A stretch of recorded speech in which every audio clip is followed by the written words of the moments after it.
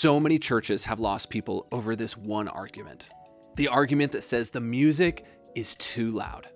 This is hard. As a leader, worship leader, tech leader, you cannot win them all. You got one person saying that worship was too loud, while the other person is saying, man, today worship was amazing.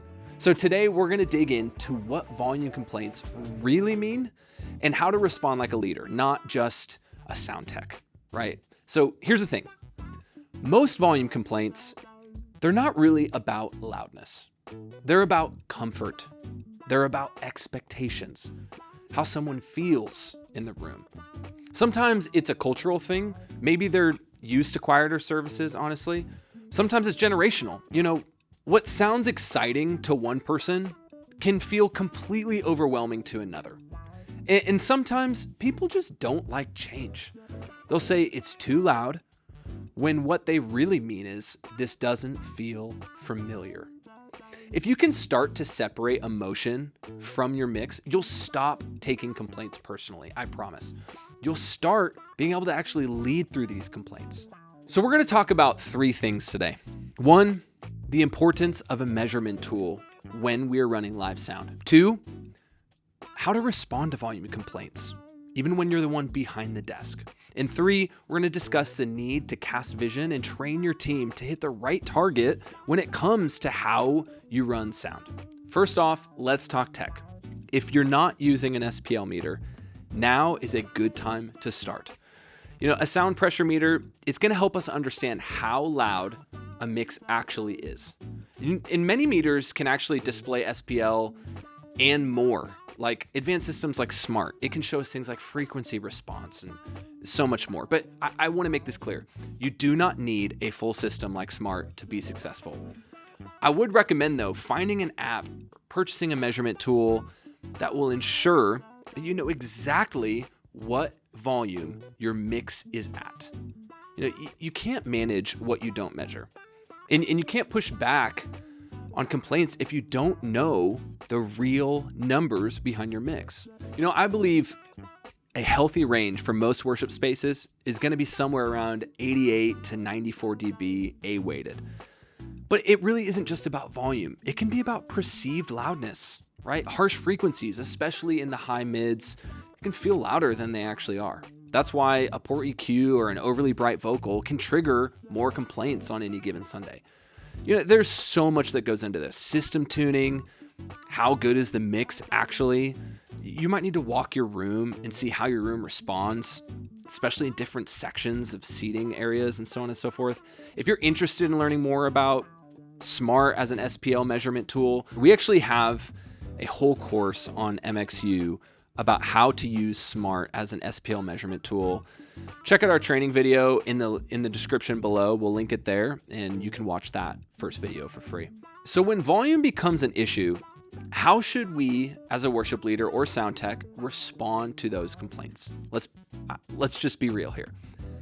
It's frustrating when you're doing your best and somebody walks up like you ruined their Sunday. Here's where you need to pause and take a deep breath. Don't get defensive. Ask questions instead.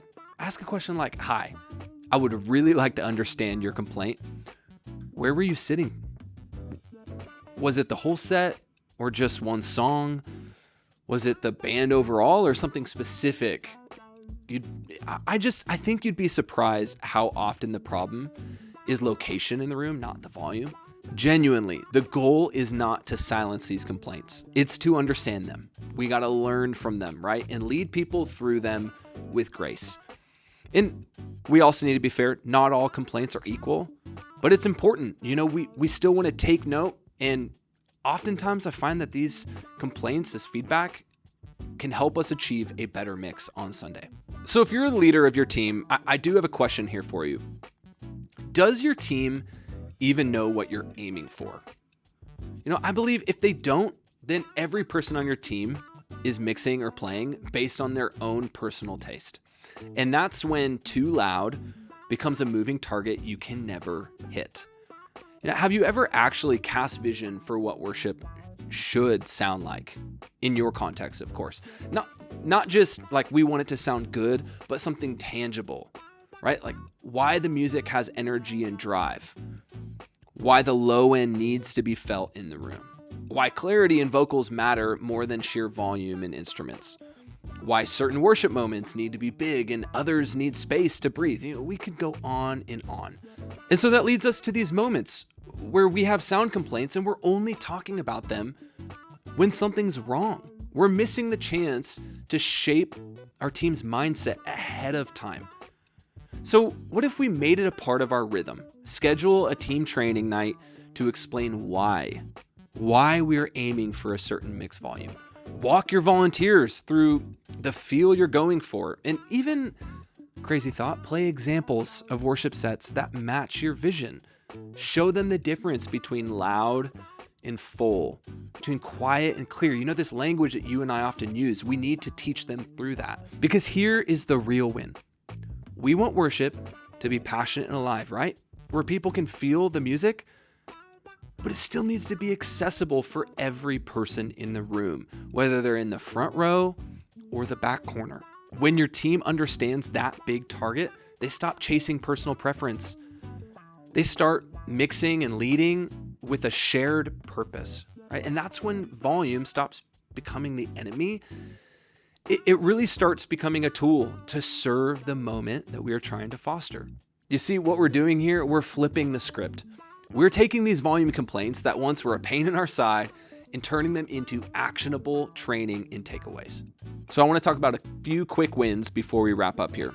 One, if you don't have an SPL meter yet, go get one. It doesn't have to be pro level. Just a simple meter will work, I promise. Two, train your team to mix for the whole room, not just what they want to feel or hear based on their personal preference. Three, remember, one loud complaint does not equal a crisis. Every complaint is an opportunity for your team to grow and serve your church, but don't let it turn your team upside down. Look for the trends, the patterns, consensus over time. That's how you grow in both excellence and approachability on this subject. At the end of the day, volume isn't just a tech issue. It's truly, I believe, a leadership one. You can have the perfect mix and still have people walk away frustrated. If they don't understand the heart behind what you're doing, it's just a recipe for disaster. So leading through volume complaints is gonna take humility, I promise, because you have to listen without getting defensive. It's gonna take empathy. You're gonna have to remember that everyone experiences sound a little bit different, right?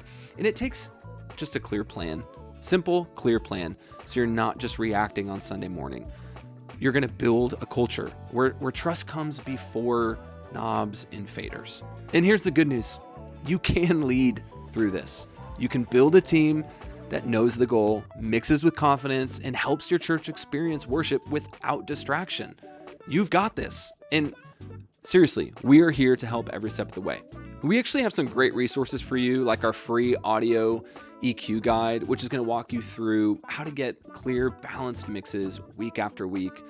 You'll also find in-depth videos in the MxU library packed with organizational tools and training for your volunteers so you can keep Sundays smooth sailing.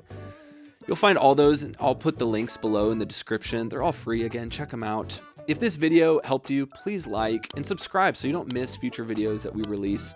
We release new videos every week to help worship and tech leaders in the church train their volunteers and ultimately become better leaders for a better Sunday. Thank you for joining. We'll see you next time.